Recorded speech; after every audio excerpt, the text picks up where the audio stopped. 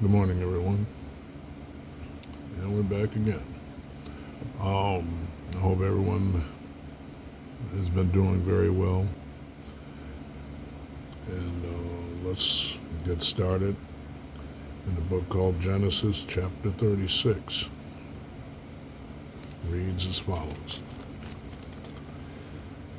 Now these are the generations of Esau, who is Edom. Esau took his wives of the daughters of Canaan, Adah, the daughter of Elon, the Hittite, and Aholibamah, and Aholibamah, the daughter of Anah, the daughter of Zibeon, the Hivite, and Bashemath, Ishmael's daughter, sister of Nebaioth.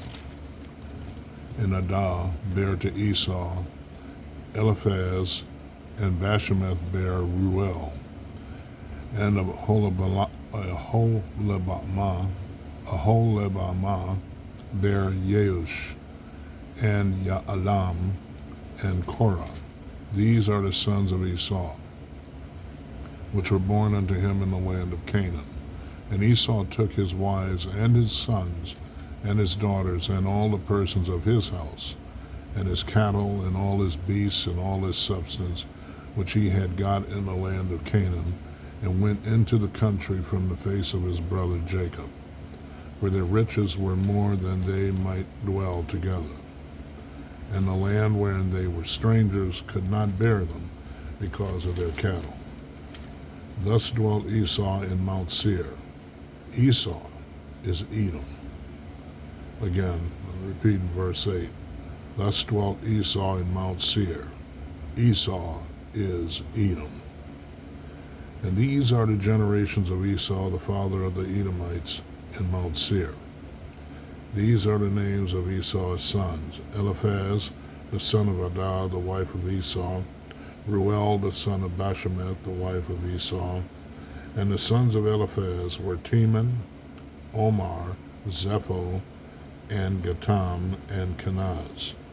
And Timnah was concubine to Eliphaz, Esau's son. And she bare Eliphaz Amalek. These were the sons of Adah, Esau's wives. And these are the sons of Ruel, Nahath, and Zerah. Shema and Mizah. These were the sons of Bashemath, Esau's wife. And these were the sons of Aholibamah, the daughter of Anah, the daughter of Zibeon, Esau's wife. And she bare to Esau Yeush, and Ya'alam, and Korah. These were dukes of the sons of Esau, the sons of Eliphaz, the firstborn son of Esau: Duke Teman, Duke Omar, Duke Zepho, Duke Kenaz, Duke Korah, Duke Gatam, and Duke Amalek. These are the dukes that came of Eliphaz in the land of Edom. These were the sons of Adah. And these are the sons of Ruel, Esau's son: Duke Nahath, Duke Zerah, Duke Shema, Duke Mizah. These are the dukes that came of Ruel in the land of Edom. These are the sons of Bashemath, Esau's wife. And these are the sons of Aholibamah, Esau's wife: Duke Yeush, Duke Ya'alam, Duke Korah. These were the dukes that came of Aholibamah, the daughter of Anah, Esau's wife. These are the sons of Esau, who is Edom, and these are their dukes. These are the sons of Seir, the Horite, who inhabited the land: Lotan, and Shobal, and Zibeon, and Anah, and Dishan, and Ezer, and Dishan. These are the dukes of the Horites, the children of Seir in the land of Edom. And the children of Lotan were Hori, and Heman, and Lotan's sister was Timnah. And the children of Shobal were these: Alvan, and Manahath, and Ebal, Shepho, and Onam. And these are the children of Zibeon, both Ajah and Anah. This was that Anah that found the mules in the wilderness, as he fed the asses of Zibeon his father. And the children of Anah were these: Dishan and Oholibamah, the daughter of Anah. And these are the children of Dishan: Hemdan, and Eshban, and Ithran, and Sharan. The children of Ezer were these: Bilhan, and Zaavan, and Achan. The children of Dishan are these: Uz and Aram. These are the dukes that came of the Horites: Duke Lotan, Duke Shobal, Duke Zibeon, Duke Anah, Duke Dishan, Duke Ezer, Duke Dishan. These are the dukes that came of Hori among their dukes in the land of Seir. And these are the kings that reigned in the land of Edom, before there reigned any king over the children of Israel. And Bela the son of Beor reigned in Edom, and the name of his city was Dinhabah. And Bela died, and Yobab the son of Zerah of Bozrah reigned in his stead. And Yobab died, and Husham of the land of Temani reigned in his stead. And Husham died, and Hadad the son of Bedad, who smote Midian in the field of Moab, reigned in his stead. And the name of his city was Avith. And Hadad died, and Samlah and Masrekah reigned in his stead. And Samlah died, and Saul of Rehoboth by the river reigned in his stead. And Saul died, and Baal-Hanan the son of Achbor reigned in his stead. And Baal-Hanan the son of Achbor died, and Hadar reigned in his stead. And the name of his city was Pau, and his wife's name was Mehetabel, the daughter of Matred, the daughter of Mezahab. And these are the names of the dukes that came of Esau, according to their families, after their places by their names: Duke Timnah, Duke Alva, Duke Yetheth, Duke Aholibamah, Duke Elah, Duke Panan, Duke Kenaz, Duke Teman, Duke Mibzar, Duke Magdiel, Duke Iram. These be the dukes of Edom, according to their habitations in the land of their possession. He is Esau, the father of the Edomites, or Edom. So as you can see, that was a tongue twister. So,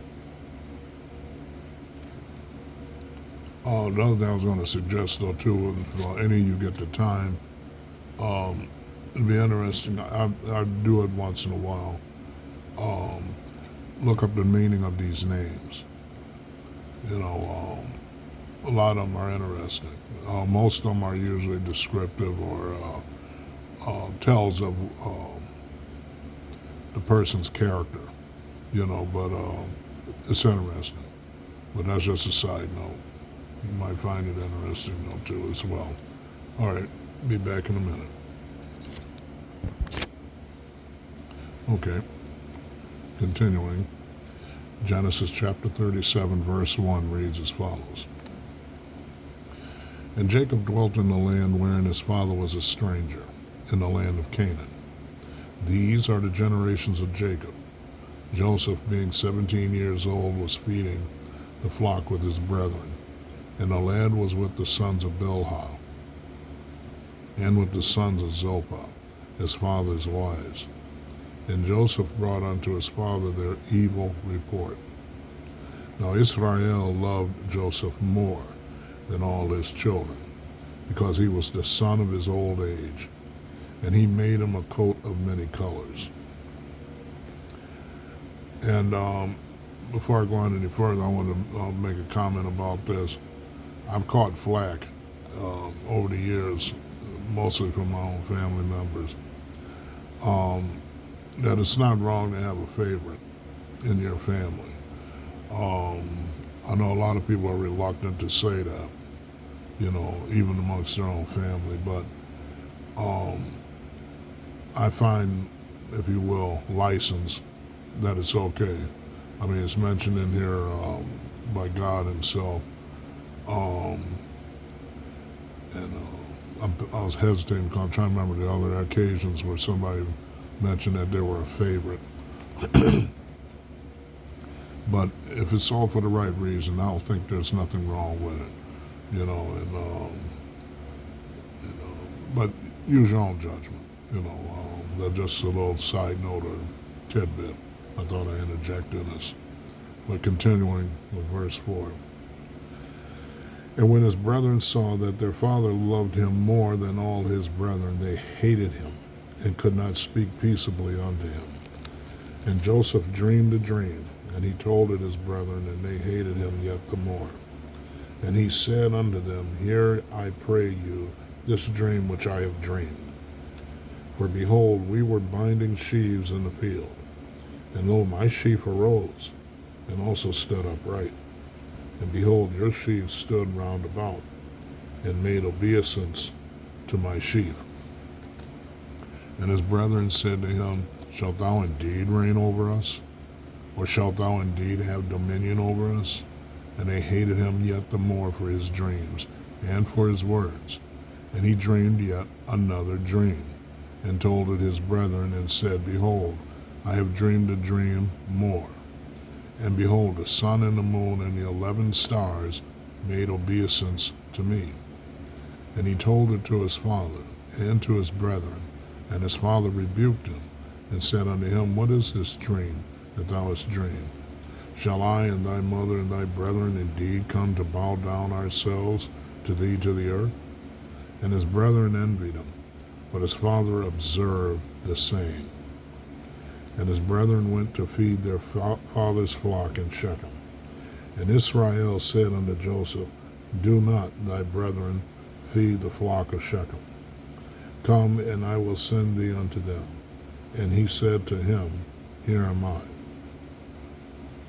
And he said to him, Go, I pray thee, see whether it be well with thy brethren, and well with the flocks, and bring me word again. So he sent him out of the valley, or vale, of Hebron. And he came to Shechem. And a certain man found him, and behold, he was wandering in the field. And the man asked him, saying, What seekest thou? And he said, I seek my brethren. Tell me, I pray thee, where they feed their flocks. And the man said, They are departed hence, for I heard them say, Let us go to Dothan. And Joseph went after his brethren, and found them in Dothan. And when they saw him afar off, even before he came near unto them, they conspired against him to slay him. Now pay close attention to this. And they said one to another, Behold, this dreamer, or master of dreams, cometh. Come now, therefore, and let us slay him, and cast him into some pit, and we will say, Some evil beast hath devoured him, and we shall see what will become of his dreams. And Reuben heard it, and he delivered him out of their hands, and said, Let us not kill him. And Reuben said unto them, Shed no blood, but cast him into this pit that is in the wilderness, and lay no hand upon him, that he might rid him out of their hands, to deliver him to his father again.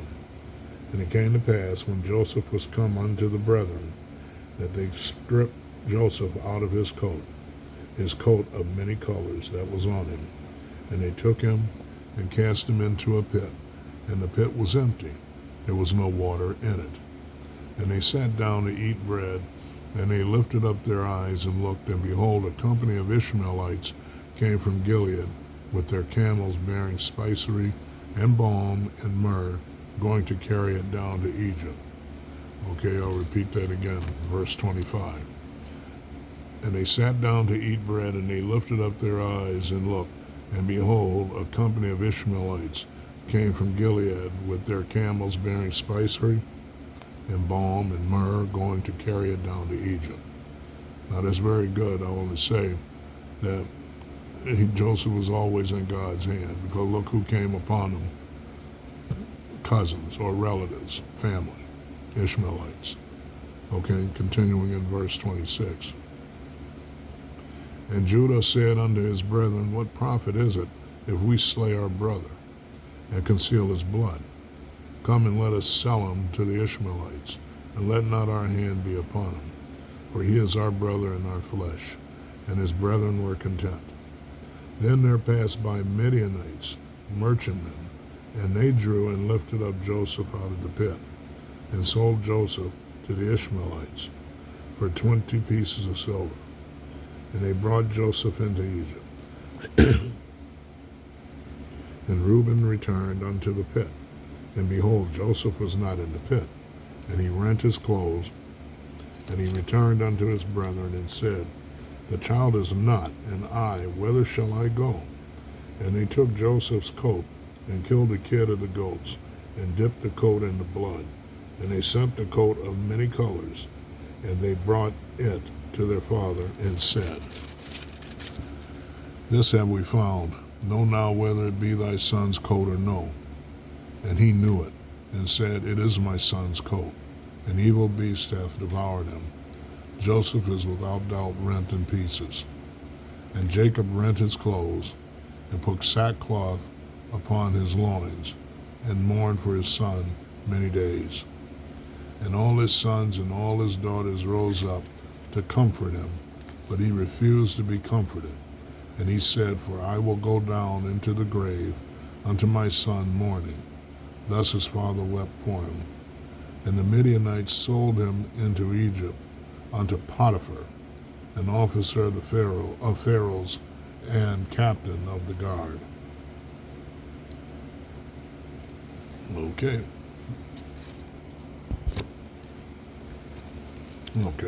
Starting with chapter 38, verse 1. Reads as follows. And it came to pass at that time that Judah went down from his brethren and turned into a certain Adullamite, whose name was Hira. And Judah saw there a daughter of a certain Canaanite, whose name was Shua. And he took her and went in unto her. And she conceived and bare a son, and he called his name And she conceived again and bare a son, and she called his name Onan. Now this is a good one. Pay close. All of it is good, but this is a particularly good. Just pay close attention to this.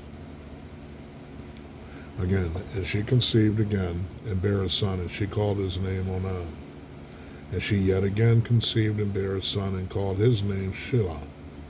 And he was at Hizib when she bare him.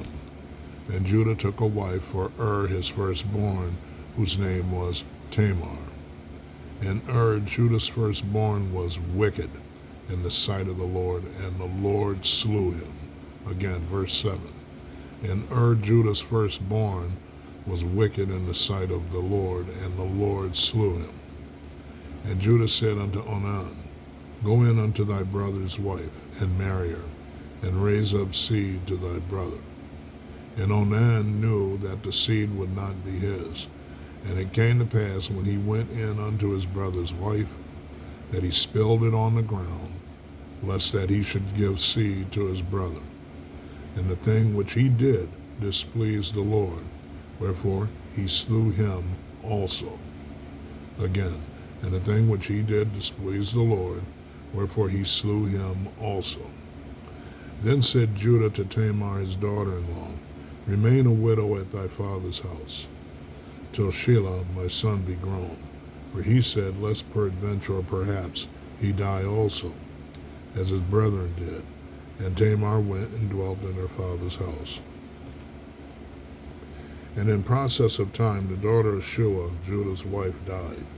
And Judah was comforted, and went up unto his sheep shearers to Timnath, he and his friend Hira the Adullamite. And it was told Tamar, saying, Behold, thy father-in-law goeth up to Timnath to shear his sheep. And she put her widow's garments off from her, and covered her with a veil, and wrapped herself, and sat in an open place, which is by the way to Timnath. For she saw that Shelah was grown, and she was not given unto him to wife. Again, verse 14. And she put her widow's garment off from her, and covered her with a veil, and wrapped herself, and sat in an open place, which is by the way to Timnath, for she saw that Shelah was grown, and she was not given unto him to wife. When Judah saw her, he thought her to be a harlot, because she had covered her face. And he turned unto her by the way, and said, Go to, I pray thee, let me come in unto thee. For he knew not that she was his daughter-in-law. And she said, What wilt thou give me, that thou mayest come in unto me? And I'll repeat that again and make a comment. Verse 16, and he turned unto her by the way, and said, Go to, I pray thee, let me come in unto thee. For he knew not that she was his daughter-in-law. And she said, What wilt thou give me, that thou mayest come in unto me? A lot of people, including myself, when you first read this, didn't consider putting this against the customs, modern day customs. You read about or heard what the sons did.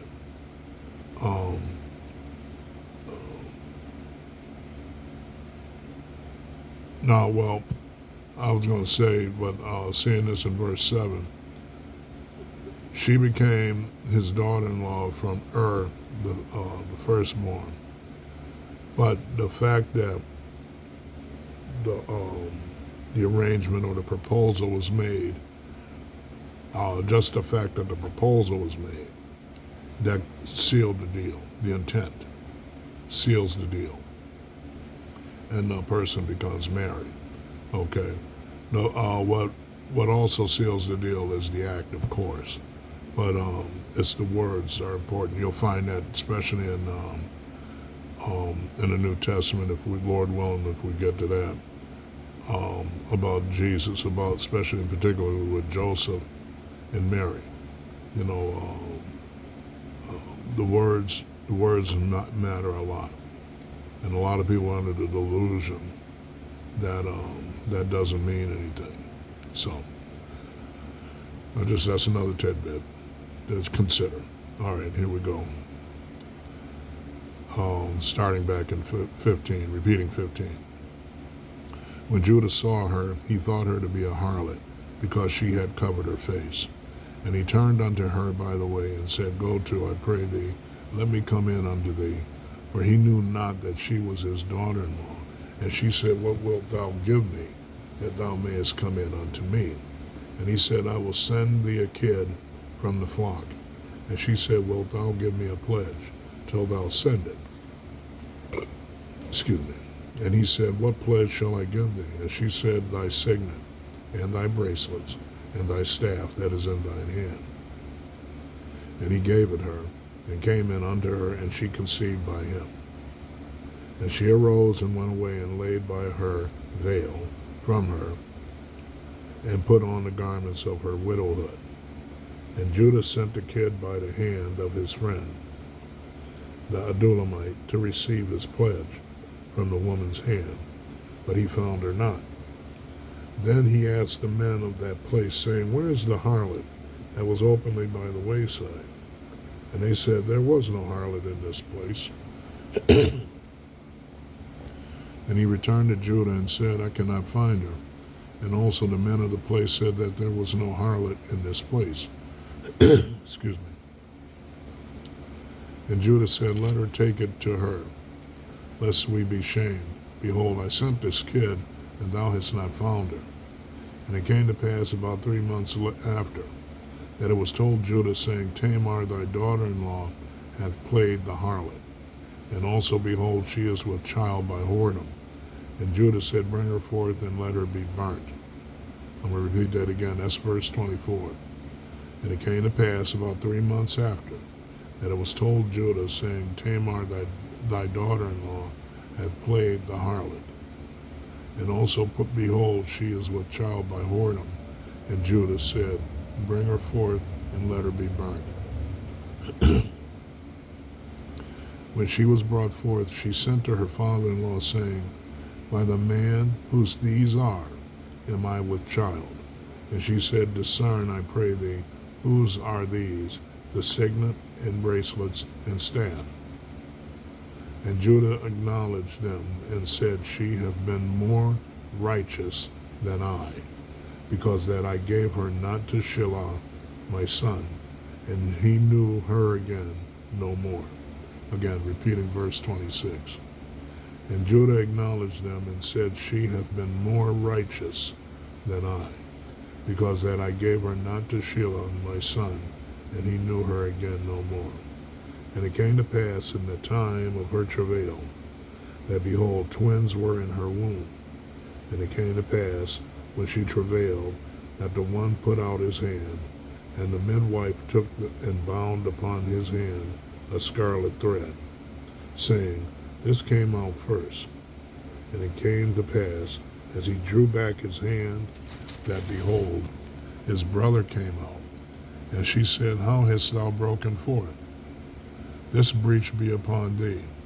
Therefore his name was called Pharez, or it means a breach. And afterward came out his brother, that had the scarlet thread upon his hand, and his name was called Zerah.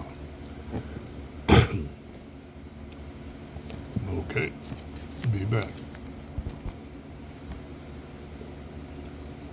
Okay. Continuing, chapter 39, verse 1 reads as follows. And Joseph was brought down to Egypt, and Potiphar, an officer of Pharaoh, captain of the guard, an Egyptian, brought him of the hands of the Ishmaelites, which had brought him down thither. And the Lord was with Joseph, and he was a prosperous man, and he was in the house of his master the Egyptian. And his master saw that the Lord was with him, and that the Lord made all that he did to prosper in his hand. I'm going to repeat that again. That's verse 3. And his master saw that the Lord was with him, and that the Lord made all that he did to prosper in his hand. And that should be a reflection and a fact for Christians even today. Again, I'm reading one more time and continue. Verse 3. And his master saw that the Lord was with him, and that the Lord made all that he did to prosper in his hand. And Joseph found grace in his sight, and he served him, and he made him overseer over his house, and all that he had he put into his hand. And it came to pass from the time that he had made him overseer in his house, and over all that he had, that the Lord blessed the Egyptian's house for Joseph's sake. And the blessing of the Lord was upon all that he had in the house and in the field. Again, verse 5, read that again. And it came to pass from the time that he had made him overseer in his house, and over all that he had, that the Lord blessed the Egyptian's house for Joseph's sake. And the blessing of the Lord was upon all that he had in the house and in the field. So, God hasn't changed his practice. He did it then, as you just heard, and as I read it, and he's still doing it today. All right, verse 6. And he left all that he had in Joseph's hand, and he knew not aught he had, save the bread which he did eat. And Joseph was a goodly person, and well favored. And it came to pass after these things, that his master's wife cast her eyes upon Joseph, and she said, Lie with me. But he refused, and said unto his master's wife, Behold, my master wotteth not what is with me in the house, and he hath committed all that he hath to my hand. I'm going to read this again, but pay close attention to this.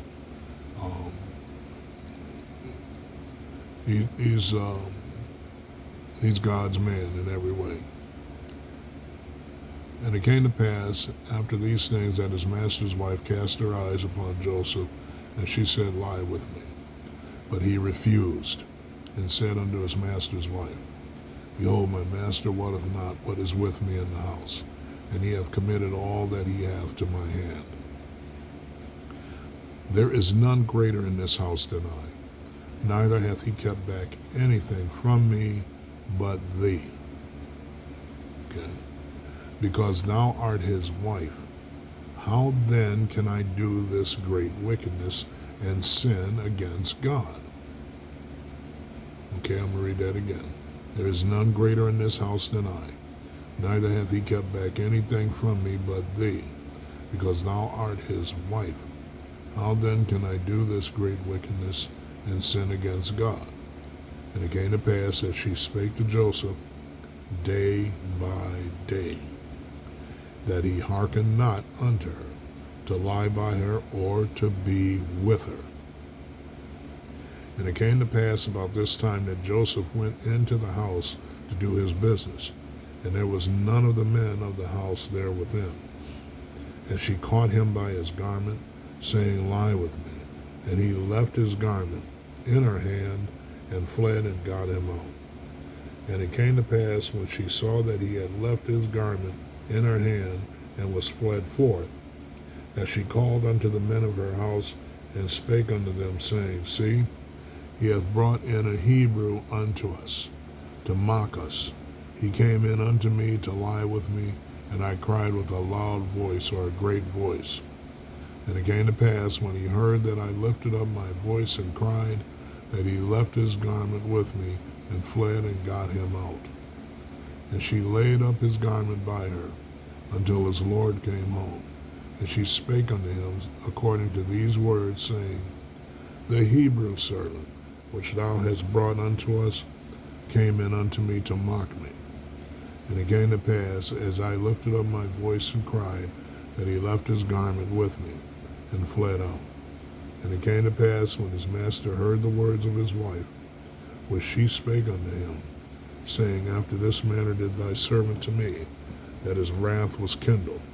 And Joseph's master took him and put him into the prison, in place where the king's prisoners were bound, and he was there in the prison.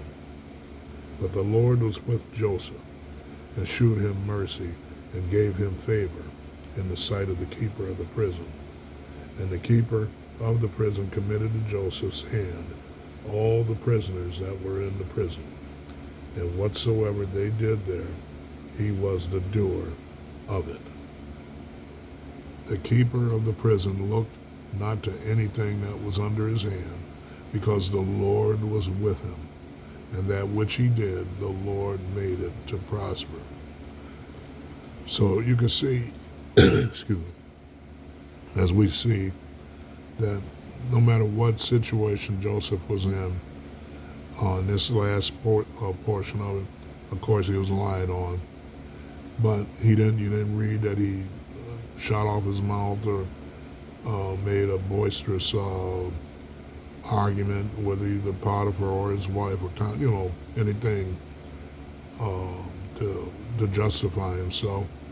He was arrested or taken in custody, and he went. And again, I believe these are all examples that we even today should adhere to and pick up and adhere to. But like I said, these are not only great stories, but they're also stories that show us even today, Christians, on how we're to conduct ourselves in every way. Again, God didn't change his mind. So that's it. I'll be right back. Okay. And finally for today, chapter 40. Excuse me, verse 1 reads as follows. And it came to pass, verse 1, and it came to pass after these things, that the butler of the king of Egypt and his baker had offended their lord the king of Egypt. And Pharaoh was wroth against two of his officers, against the chief of the butlers, and against the chief of the bakers. And he put them in ward in the house of the captain of the guard into the prison, the place where Joseph was bound. And the captain of the guard charged Joseph with them, and he served them. And they continued a season in ward. And they dreamed a dream, both of them, each man his dream in one night, each man according to the interpretation of his dream, the butler and the baker of the king of Egypt, which were bound in the prison. And Joseph came in unto them in the morning, and looked upon them, and behold, they were sad. Excuse me. And he asked Pharaoh's officers that were with him in the ward of his Lord's house, saying, Wherefore look ye so sadly today, or are your faces evil today? And they said unto him, We have dreamed a dream, and there is no interpreter of it. And Joseph said unto them, Do not interpretations belong to God? Tell me then, I pray you. And the chief butler told his dream to Joseph, and said to him, In my dream, behold, a vine was before me, and in the vine were 3 branches, and it was as though it budded, and her blossom shot forth, and the clusters thereof brought forth ripe grapes. And Pharaoh's cup was in my hand, and I took the grapes, and pressed them into Pharaoh's cup. And I gave the cup into Pharaoh's hand. And Joseph said unto him, This is the interpretation of it. The 3 branches are 3 days. Yet within 3 days shall Pharaoh lift up thine head, and restore thee unto thy place. And thou shalt deliver Pharaoh's cup into his hand, after the former manner when thou wast his butler. But think on me when it shall be well with thee, and shew kindness, I pray thee, unto me, and make mention of me unto Pharaoh, and bring me out of this house, or remember me with thee, when it shall be well with thee. And shew kindness, I pray thee, unto me, and make mention of me unto Pharaoh, and bring me out of this house. For indeed I was stolen away out of the land of the Hebrews, and here also have I done nothing that they should put me into the dungeon. When the chief baker saw that the interpretation was good, he said unto Joseph, I also was in my dream, and behold, I had 3 white baskets on my head, and in the uppermost basket there was all manner of baked meats for Pharaoh, and the birds did eat them out of the basket upon my head. And Joseph answered and said, This is the interpretation thereof. The 3 baskets are 3 days. Yet within 3 days shall Pharaoh lift up thy head from off thee, and shall hang thee on a tree, and the birds shall eat thy flesh from off thee. And it came to pass the 3rd day, which was Pharaoh's birthday, that he made a feast unto all his servants, and he lifted up the head of the chief butler and of the chief baker among his servants. And he restored the chief butler unto his butlership again, and he gave the cup into Pharaoh's hand. But he hanged the chief baker, as Joseph had interpreted to them. Yet did not the chief butler remember Joseph, but forgat him.